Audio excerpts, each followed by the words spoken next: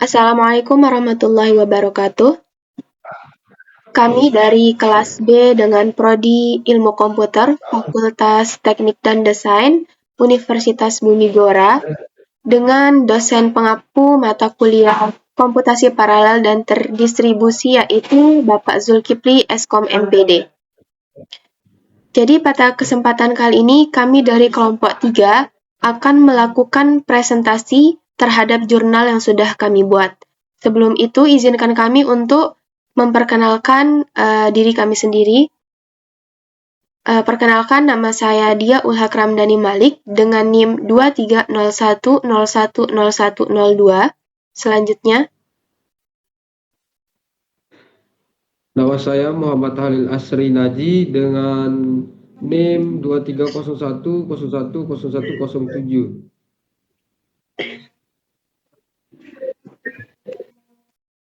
selanjutnya,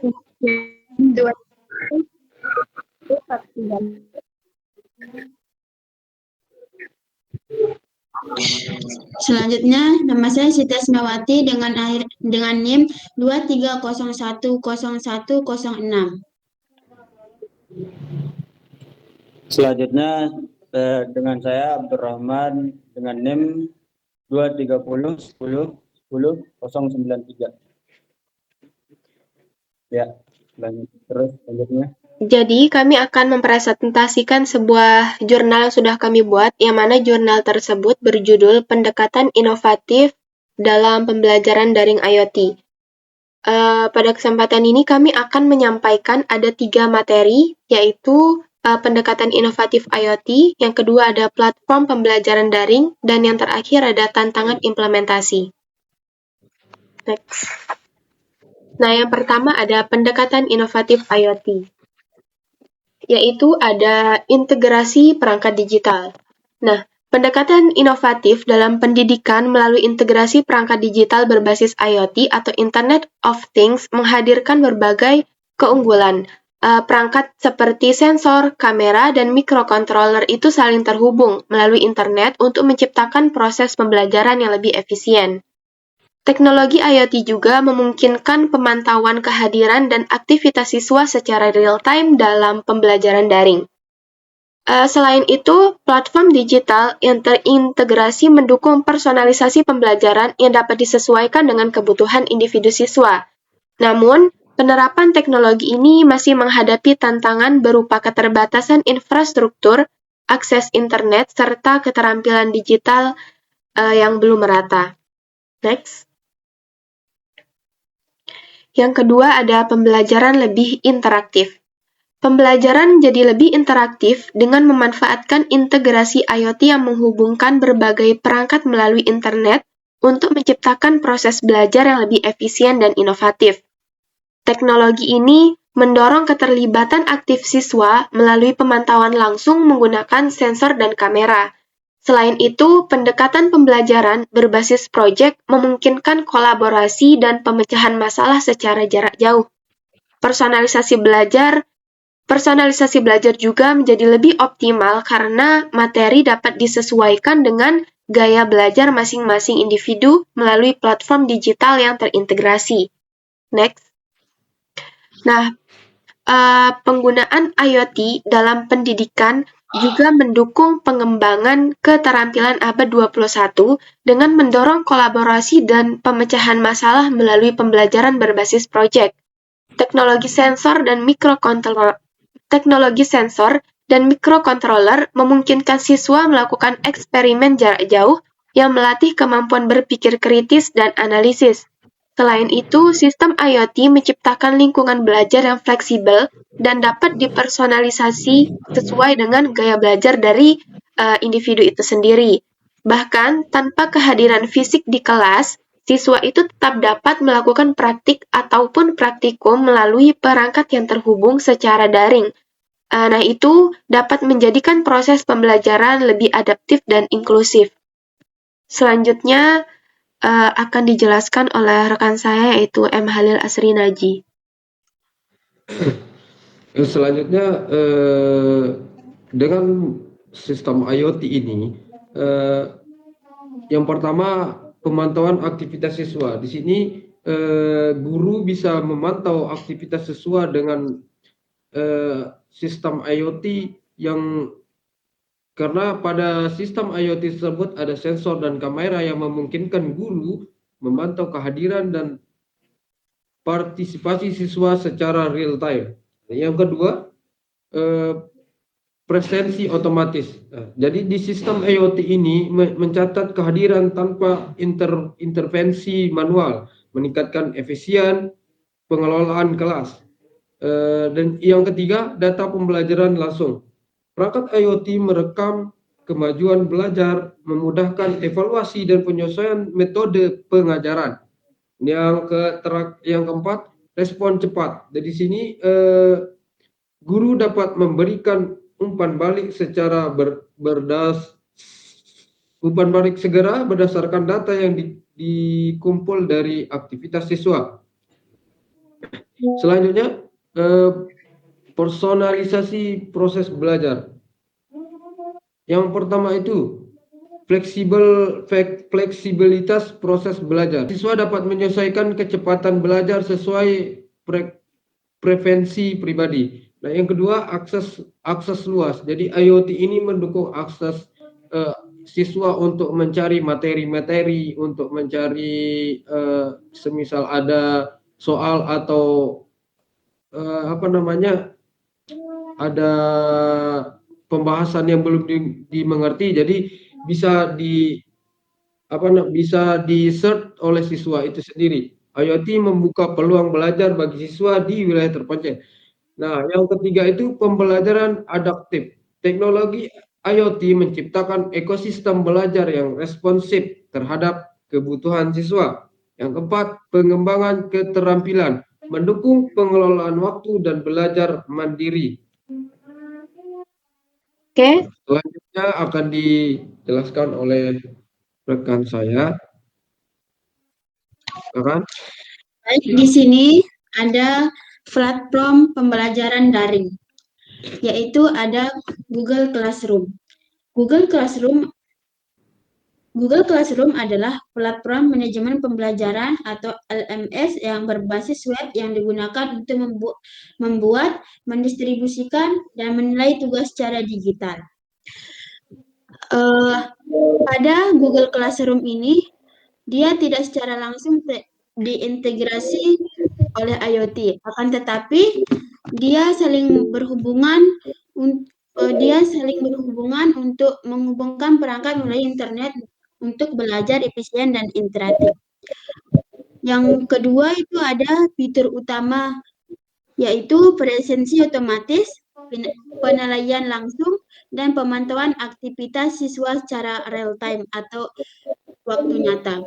Yang ketiga itu ada manfaat pembelajaran, yaitu untuk meningkatkan keterlibatan siswa, mendukung pembelajaran berbasis proyek, dan personalisasi materi. Yang keempat itu ada tantangan implementasi, yaitu keterbatasan perangkat jaringan internet tidak merata dan kurangnya keterampilan digital guru. Next. Selanjutnya itu ada rumah belajar, yaitu rumah belajar adalah sebuah portal pembelajaran daring atau online yang dikembangkan oleh Kementerian Pendidikan, Kebudayaan, Riset dan Teknologi atau yang disebut dengan Kemendikbudristek Republik Indonesia. Yang pertama yaitu ada platform pembelajaran digital, yaitu untuk mendukung pembelajaran jarak jauh dengan teknologi IoT untuk pengalaman belajar interaktif dan efisien. Fitur utamanya yaitu absensi otomatis, penilaian langsung, dan pemantauan aktivitas siswa melalui sensor dan kamera. Yang ketiga yaitu ada manfaat implementasinya, yaitu untuk meningkatkan keterlibatan siswa, memungkinkan pembelajaran personal, dan mendukung model pembelajaran berbasis proyek. Yang keempat yaitu tantangan penerapan, yaitu keterbatasan infrastruktur, akses internet tidak merata, dan kurangnya keterampilan digital guru. Selanjutnya ada absensi digital otomatis. Yang pertama, sistem presensi IoT. Perangkat sensor mencatat kehadiran siswa secara otomatis tanpa intervensi manual guru atau tanpa dicatat manual oleh guru. Yang kedua itu ada integritasi platform digital, yaitu menghubungkan sistem absensi dengan Google Classroom dan LMS untuk pemantauan kehadiran real time atau waktu nyata. Yang ketiga ada efisiensi waktu, mengurangi waktu administratif, memungkinkan guru fokus pada pengajaran berkualitas. Artinya di efisien waktu ini menghemat waktu. Yang terakhir yaitu ada pemantauan keaktifan, yaitu sensor dan kamera melacak partisipasi siswa selama pembelajaran daring. Selanjutnya akan dijelaskan oleh rekan saya. Ya, di sini saya akan menjelaskan tentang tantangan implementasi keterbatasan infrastruktur, keterbatasan perangkat, kurangnya akses terhadap perangkat digital menghambat implementasi IoT dalam pembelajaran daring. Yang kedua, jaringan internet, koneksi internet yang belum merata menjadi kendala utama penerapan platform pembelajaran berbasis IoT. Yang ketiga, kurangnya keterampilan guru, kurangnya kemampuan tenaga pendidikan dalam mengoperasikan teknologi IoT menghemat efektivitas pembelajaran. Yang keempat, dukungan teknis, minimnya bantuan teknis menyulitkan penyesuaian masalah yang muncul saat menggunakan platform IoT. Next.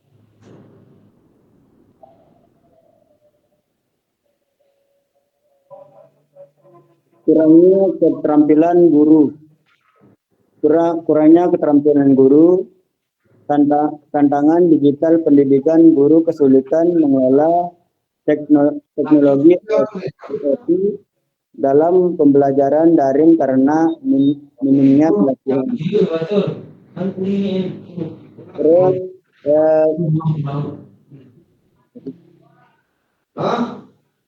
kebutuhan pelatihan, pengembangan kompetensi berlanjut diperlukan untuk meningkatkan literasi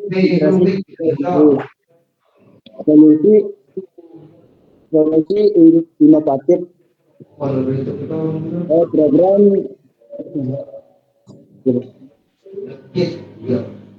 program pendampingan teknik dan workshop praktis dan membantu guru menguasai platform pembelajaran berbasis IoT. Terus dampak positif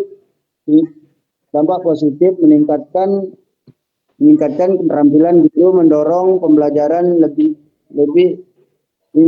interaktif dan personalisasi sesuai kebutuhan siswa. Ya, selanjutnya. Di sini ada keamanan informasi terbagi menjadi empat. Yang pertama ada tantangan data,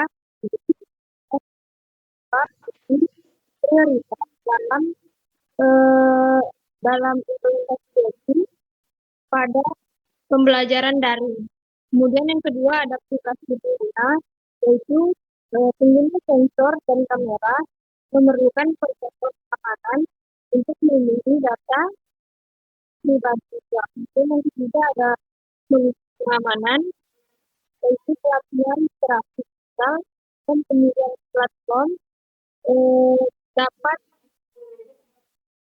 dapat meminimaliskan risiko kebocoran informasi. Kemudian yang keempat ada aspek regulasi, yaitu kebijakan perlindungan data yang diperlukan untuk mengatur penggunaan informasi yaitu dalam pendidikan.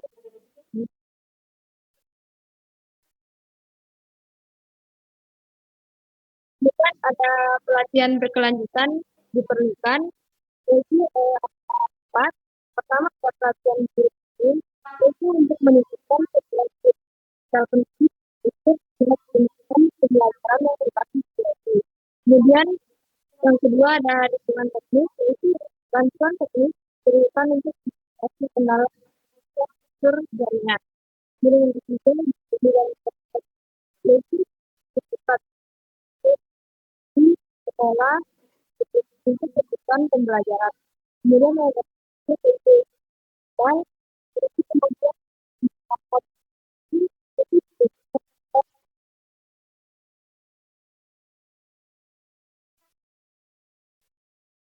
Baik, terima kasih.